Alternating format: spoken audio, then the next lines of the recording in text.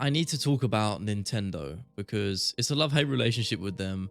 As on one hand, they're responsible for some of my favorite games ever made and some of my greatest memories growing up playing games and getting introduced to the world of gaming for the first time.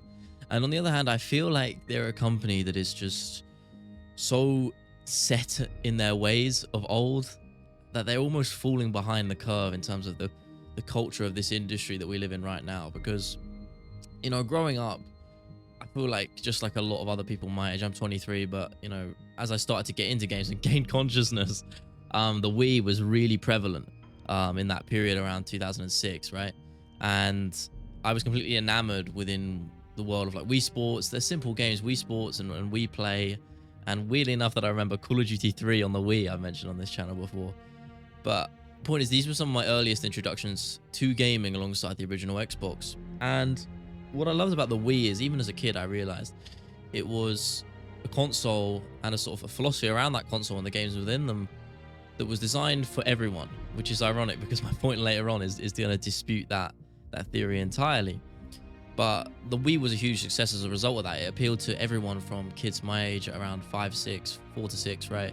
Along with, the adults, the parents, anyone, right?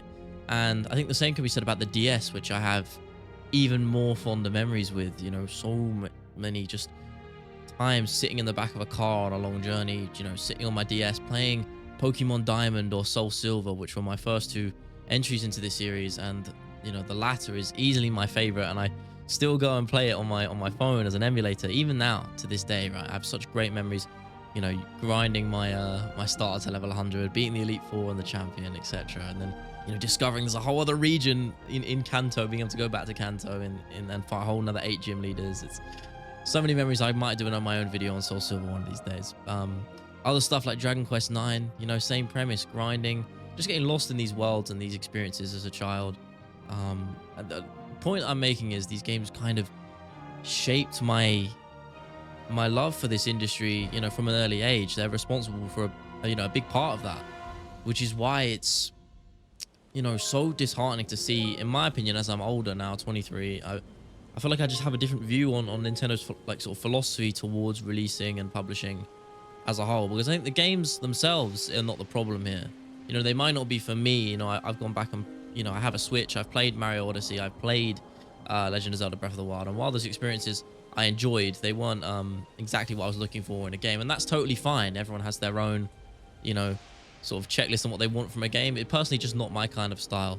But that's the point I'm really making is, in an era now with past 2020, I think I always bring this up in videos because I feel like it's so prevalent.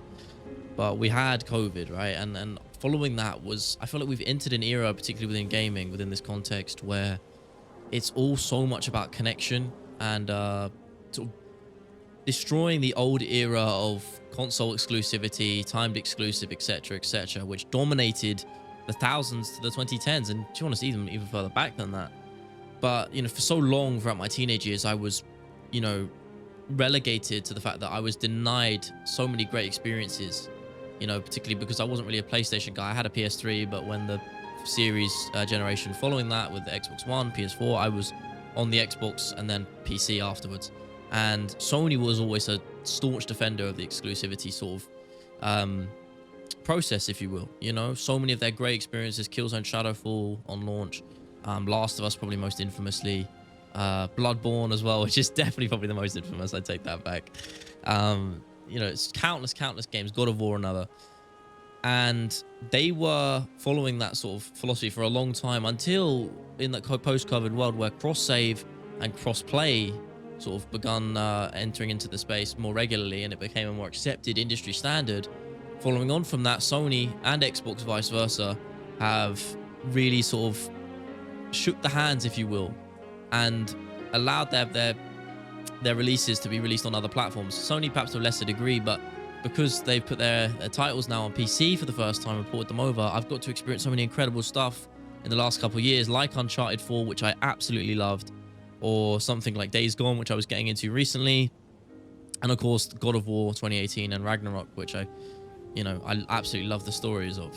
There's so many great examples. Xbox vice versa, just recently putting Gears of War on PlayStation, which is surreal to say, But all of this is a positive, right? And I guess the point that I'm coming back to is Nintendo have never even thought about participating in any of that outside the occasional mobile spin-off. But if we're talking about they're releasing their projects on other platforms, that's been such a foreign topic of conversation. It's almost like a foregone conclusion. No one brings it up because it's not what they do. It's the status quo. And that's such a shame because, as a kid, looking now, if I was to say as a child, I wish so many of those experiences I was able to play back then. I wish I wasn't denied some of those experiences growing up. And I don't want the kids of today, to be denied the same thing when it comes to Nintendo's incredible experiences. I mean, even just recently, it might not be my kind of game, but I've seen the rave reviews for the new Donkey Kong game. And yet so many people are being restricted. And there is the argument that, oh, just go buy a Switch, go buy a Switch 2, go buy a DS, etc., etc. But I don't think that's a fair point. You shouldn't have to shell out extra money just because a company is denying releasing a product on any platform. I think that should be the status quo. The status quo should be complete rejection of exclusivity and embracing the idea that everyone can play. And that's my point that I was bringing up earlier. Wii Sports and the games like it that came with the Wii felt like games for everybody. But in truth, I think you can kind of say that they never really were because they were only available on one platform. And, now as an adult, as a sentient, conscious human being, and not a 5-year-old dumb little kid, I can say that, now I understand that. And it's such a shame. And, on top of the exclusivity thing, a kind of huge problem I have with Nintendo's general philosophy towards the industry is pricing. And I know that's a big topic of conversation, especially now with the way things are going, that games, AAA ones in particular, have, finally starting to reach the 70, if we're talking in dollars, $70, even $80 in some cases. Nintendo being at the forefront of that. And, they rightfully caught some flack with Mario Kart World being charged. I think it was $80 for the standalone game, which I think is, diabolical. Even if the game has been well received and it is a great project in its own right, I don't think there's an excuse for that in the era we live in.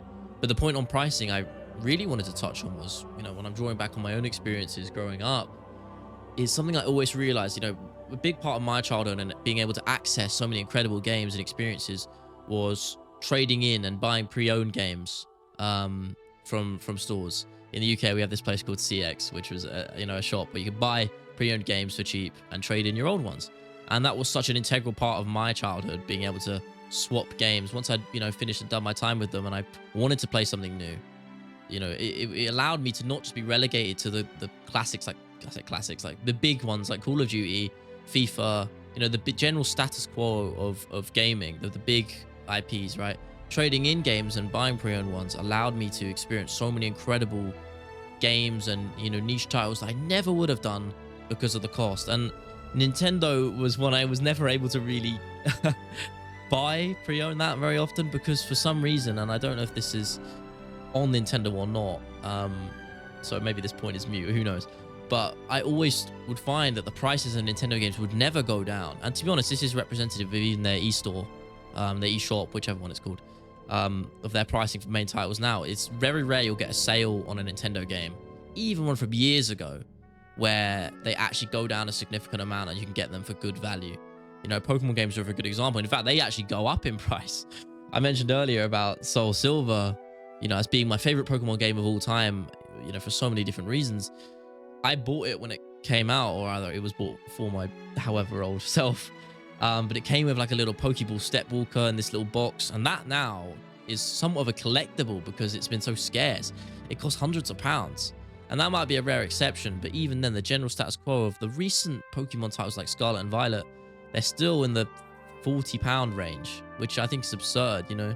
Games don't hold their value on any other platform to that degree, and you're able to buy them at a cheaper price far later on. Steam is probably the best example of that, and it's why I love PC gaming so much, because it's a lot about accessibility, right? I'm able to afford games and buy things on sale for far cheaper, and yeah, it's that's what it is. What I wish Nintendo could go down. And I understand it's a business, you need to make money, but I don't think Nintendo are particularly worrying about it, worrying about losing money particularly right now. I think they're doing pretty well. That's the love-hate relationship, right? That's what it is at the end of the day, because They make so much great projects, so many great games that I have so many incredible memories with, and I'm sure so many of you did too. Um, I just don't want other people younger than me to be denied those experiences as well. I don't know. It was an interesting topic of conversation. I kind of wanted to waffle about. Um, yeah. Again, thank you so much for the crazy support on this channel. It's blowing me away video by video. You know, the No Man's Sky one is doing well, and of course the recent ones before that. And I always said this is such a place to talk with a nuanced view of the games that I love, and the reasons I love them, and why I want them to be better, and this industry as a whole that I absolutely adore. And I know I say it every time, but it's true. It's my biggest passion. Gaming is such an incredible art form that everyone should be able to experience to the fullest, hence the point of this video. And I hope one day Nintendo, changes their ways. I doubt it's coming anytime soon, sadly, but maybe this video can spark some conversations and discussion. All positive, I hope. Thank you so much for listening, watching me waffle for a little bit, 10-15 minutes or so. And I will see you in the next one. Have a good one.